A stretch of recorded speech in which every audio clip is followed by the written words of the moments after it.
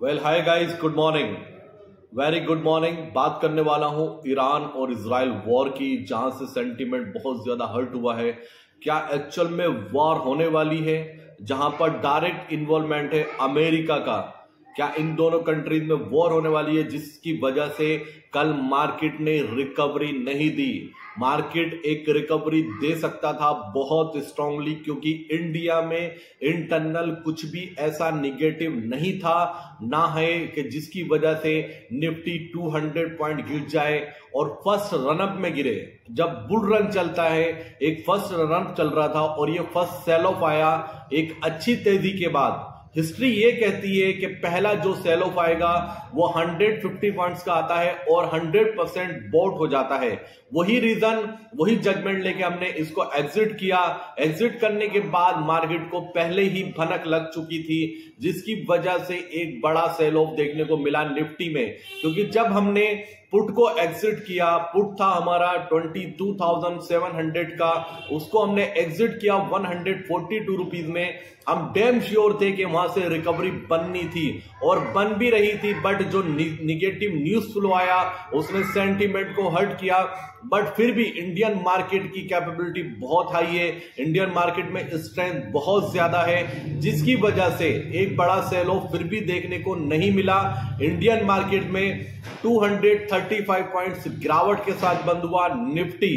बात करने वाला हूं अमेरिकन मार्केट में कैसा सेशन रहा और इस वॉर से रिलेटेड क्या अपडेट है और मंडे मार्केट क्या लग रहा है। पहले बात करते हैं अमेरिकन मार्केट की।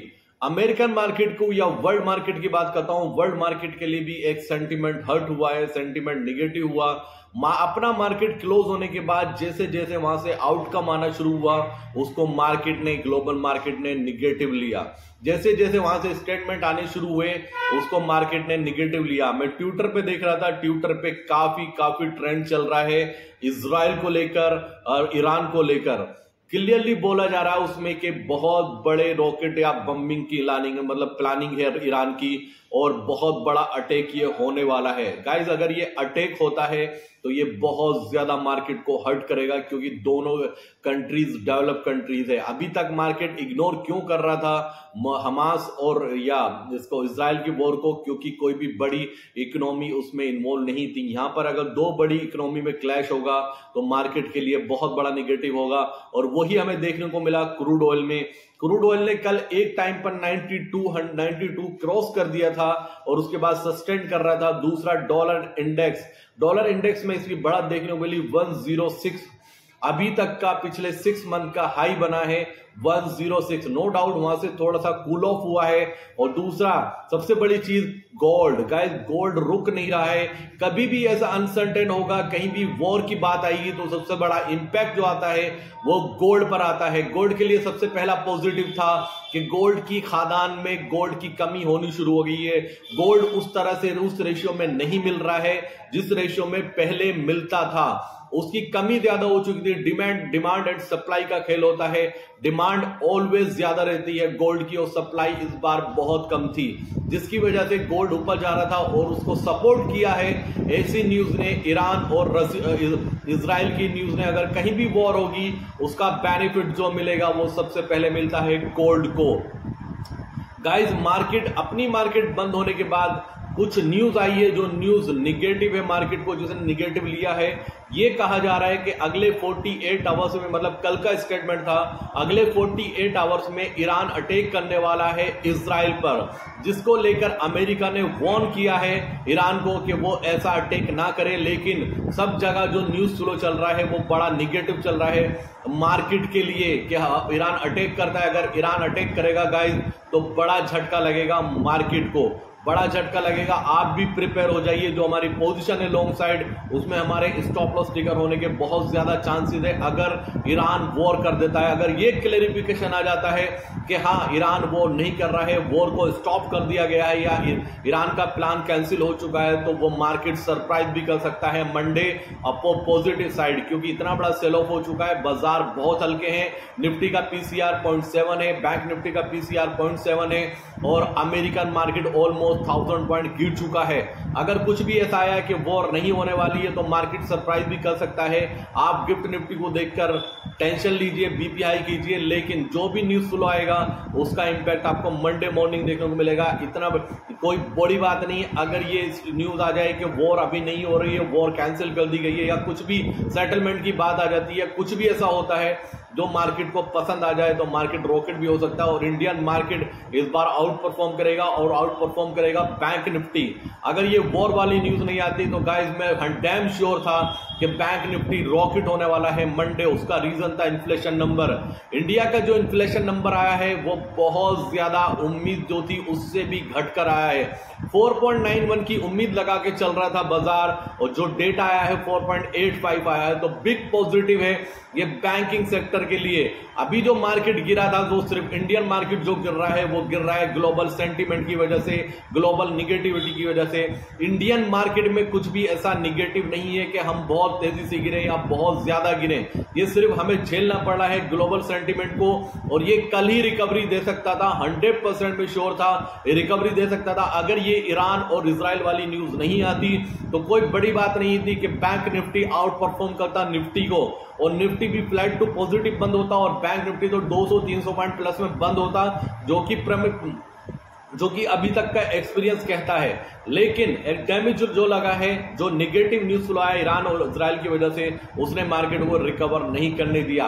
रात अमेरिकन मार्केट में डाउन सेशन इसलिए देखने को मिला क्योंकि वहां से जो न्यूज फ्लो आ रहा था वो बिल्कुल भी अच्छा नहीं था, वो बिल्कुल भी थोड़ा सा भी पॉजिटिव नहीं था मार्केट के लिए, जिसकी वजह से हर जगह निगेटिविटी देखने को मिली और ग्लोबल मार्केट में सेल ऑफ देखने को मिला। निक्केई जापान का मार्केट भी 2-3% अभी डाउन दिखा रहा है फ्यूचर में। हांगकांग का मार्केट भी और अपना इंडियन मार्केट भी 130 पॉइंट माइनस में है। गिफ्ट निफ्टी अगर यही ओपनिंग होने को होती है तो हमारा स्टॉप लॉस ट्रिगर होगा तीनों ट्रेड में, बैंक निफ्टी में, निफ्टी में हमारा स्टॉप लॉस ट्रिगर होगा। आपको दिल पक्का करके एक मजबूती के साथ स्टॉप लॉस ट्रिगर करके बैठना होगा, बैठ करके वेट करना होगा, क्योंकि मेरी भी बहुत हेवी पोजीशन होती है और मेरी पोजीशन आपसे कहीं ज्यादा होती है। फिर हमें अपॉर्चुनिटीज ढूंढनी होगी गाइस, ये बार बार होगा क्योंकि ग्लोबल अनसर्टेन हमारे हाथ में नहीं है। हम इंडियन डेटा पे काम करते हैं, ग्लोबल क्या चल रहा है, कौन रात को उड़कर लड़ने लगेगा, वो हमारे हाथ में नहीं है। हम पोजीशन हेज करके ले जाते हैं, लेकिन क्योंकि मार्केट बहुत ज्यादा हल्का हो चुका था, वहां से रिकवरी देने के चांसेस बहुत ज्यादा थे और रिकवरी बनने के चांसेस बहुत ज्यादा थे, बन भी रही थी, लेकिन जो न्यूज फ्लो आया वो काफी निगेटिव है। अब यही हो सकता है सरप्राइज, अगर मार्केट में ये न्यूज आ जाए कि वॉर नहीं हो रही है या सेटलमेंट होने की बात चल रही है, या इजराइल ने कुछ पॉजिटिव स्टेटमेंट दिया जिससे कि वो कन्विंस हो चुका है ईरान के वो अटैक नहीं करने वाला है। कुछ भी एक हल्का सा पॉजिटिव टिकल चाहिए और मार्केट यहां से रॉकेट भी हो सकता है, ये मत भूलना। बात करता हूं अमेरिकन मार्केट की, अमेरिकन मार्केट में कैसा सेशन रहा। अमेरिकन मार्केट में काफी निगेटिव सेशन देखने को मिला। 490 पॉइंट्स डाउ जोन्स माइनस में बंद हुआ है, 75 पॉइंट S&P 500 1.227% माइनस में बंद हुआ है, और नेस्डेक 308 ये भी माइनस में बंद हुआ 1.68। गाइस जब इंडियन मार्केट ट्रेड कर रहा था ये तब फ्लैट था, ये याद रखना। अभी डिपेंड करता है कि सेल ऑफ आ चुका है कि मंडे का सेशन कैसा रहेगा। अगर वॉर होती है तो बड़ा निगेटिव हो सकता है गाइस, उसके लिए भी हमें प्रिपेयर रहना है, अपना माइंडसेट को रखना है प्रिपेयर कि हमारी स्टॉप लॉस होने के चांसेस बहुत ज्यादा है। अगर अपडेट किसी भी तरह का नहीं आता है, प्रॉपर नजर बना के मैं रखा हूं इस पॉलिटिकल इश्यूज पर या वॉर की जो कंडीशन बन रही है, कैसा वहां से आउटकम आ रहा है। दूसरा विक्स इंक्रीज हुआ है गाइस, S&P विक्स इंक्रीज हुआ है 13.49। बहुत टाइम के बाद इतने रेशियो में इंक्रीज होने का मतलब सिर्फ और सिर्फ न्यूज फ्लो की वजह से कि एक निगेटिव न्यूज फ्लो चल रहा है, और मार्केट को अनसर्टेन कभी भी पसंद नहीं आता है, ये याद रखना। मार्केट को क्लियर डायरेक्शन समझ में आती है, तो वॉर हो जाए या वॉर स्टॉप हो जाए, होगी नहीं होगी मार्केट इसमें कंफ्यूज रहता है। हमारे पास कल तक का टाइम है, 48 आवर्स हमारे पास है, या तो वॉर हो जाए या वॉर कैंसिल हो जाए। वॉर हो जाएगी तो मार्केट गैप डाउन खुलेगा, गैप डाउन खुलने के बाद वहां से रिकवरी देगा। अगर वॉर नहीं होती तो गाइस ये जो गिफ्ट निफ्टी आपको माइनस में दिखा रहा है ये प्लस में भी खुल सकता है अगर वॉर नहीं होती है। दूसरी बात करता हूं क्रूड ऑयल की। क्रूड ऑयल 19 अभी चल रहा है, ये 92 का हाई बनाया है इसने कल के सेशन में। डॉलर इंडेक्स 105.82 चल रहा है, 106 का हाई बनाया, और डॉलर INR में 83.61 अभी चल रहा है जो क्लोजिंग दिया है, और बॉन्ड यील्ड्स मतलब अनएक्सपेक्टेड है कि बॉन्ड यील्ड्स कूल ऑफ हुआ है ऊपर से 4.57 या 6 चल रहा था और अभी जो चल रहा है 4.51 अभी चल रहा है। गाइस सिचुएशन ऐसी मार्केट में आती है, आएगी बार बार, हम फेल होंगे, आप फेल होंगे, सब मिलकर भी फेल होते हैं गाइस।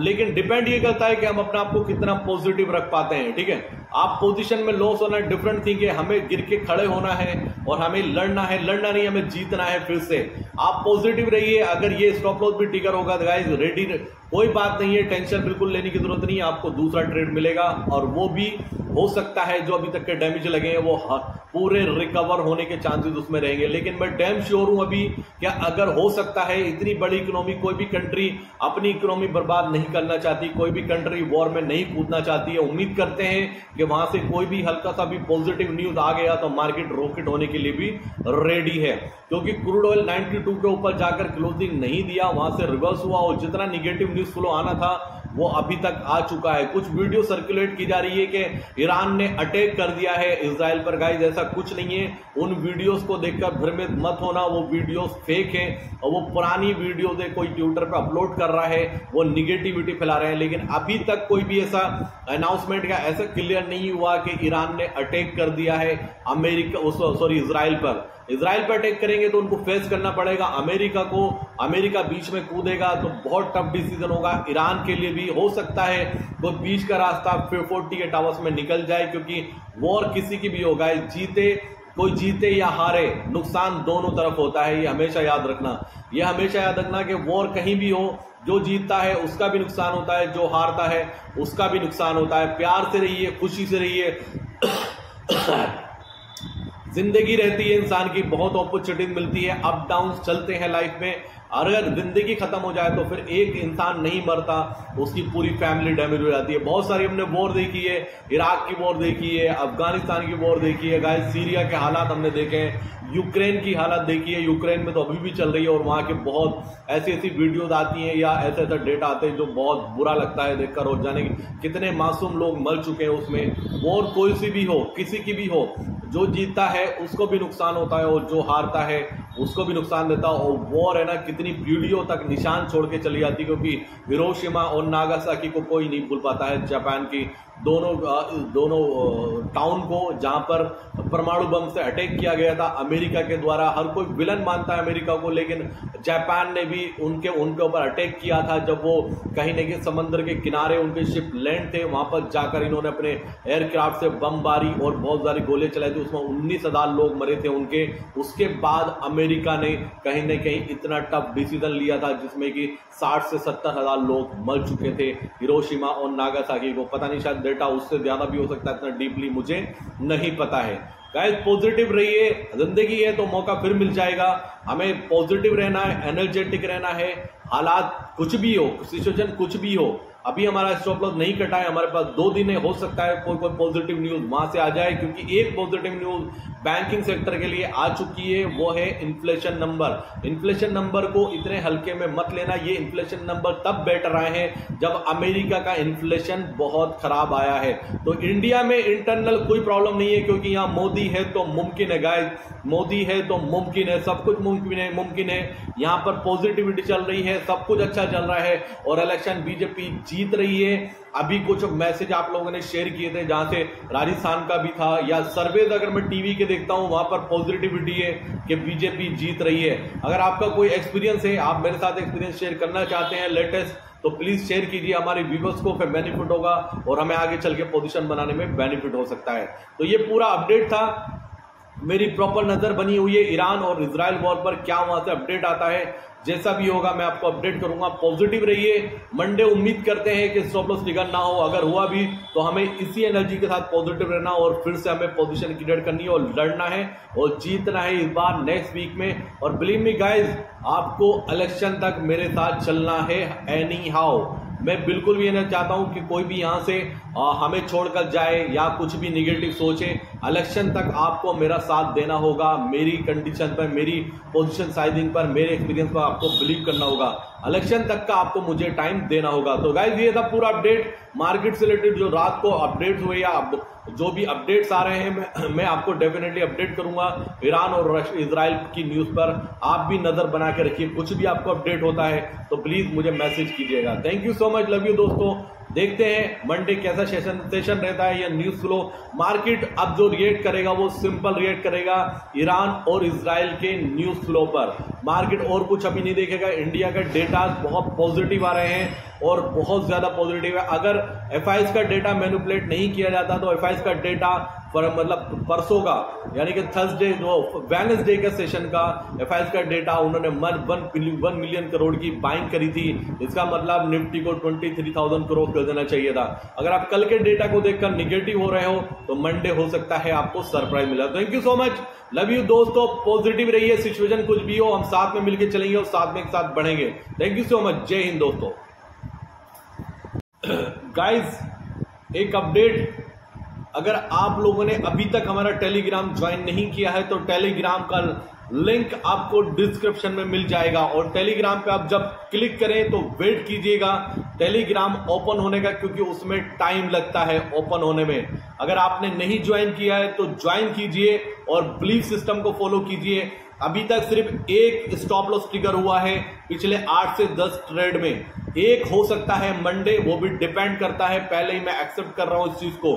गाइस आपको बिलीव दिखाना होगा, कॉन्फिडेंस रखना होगा। जाइए डिस्क्रिप्शन में लिंक है, उसको ओपन कीजिए और जुड़िए हमारे साथ और चलिए एक ऐसी जर्नी में जो इलेक्शन तक आपको, आपके पोर्टफोलियो को, आपकी फाइनेंशियल कंडीशन को बदलने का दावा रखती है। इस इन्फोसिस का रिजल्ट 18 तारीख को और इस महीने में बैंक के बहुत सारे रिजल्ट आएंगे। अगर कुछ पिछला डैमेज भी लगा है आपके पोर्टफोलियो में, बिलीव मी गाइस वो मल्टीपल होने के चांसेस है। एक बार फेल हो सकते हैं, बार बार कोई फेल नहीं होता है, ये याद रखना। आपको पॉजिटिव रहना होगा। आपके प्रीवियस जो लॉसेस हो चुके हैं उसको लिखिए, काउंट कीजिए और जुड़िए मेरे टेलीग्राम चैनल के साथ। आने वाले टाइम में 2 से 3 महीने इलेक्शन तक आपका वो लॉसेस होने, कवर होने के भी चांसेस बहुत ज्यादा है और पोर्टफोलियो इंक्रीज होने के चांसेस तो बहुत ज्यादा, और फाइनेंशियल कंडीशन तो बिल्कुल डिफरेंट होने वाली है। ये मेरी कमिटमेंट है। तो उम्मीद करूंगा कि आप मेरे चैनल को जरूर ज्वाइन करेंगे। Thank you so much guys, bye bye.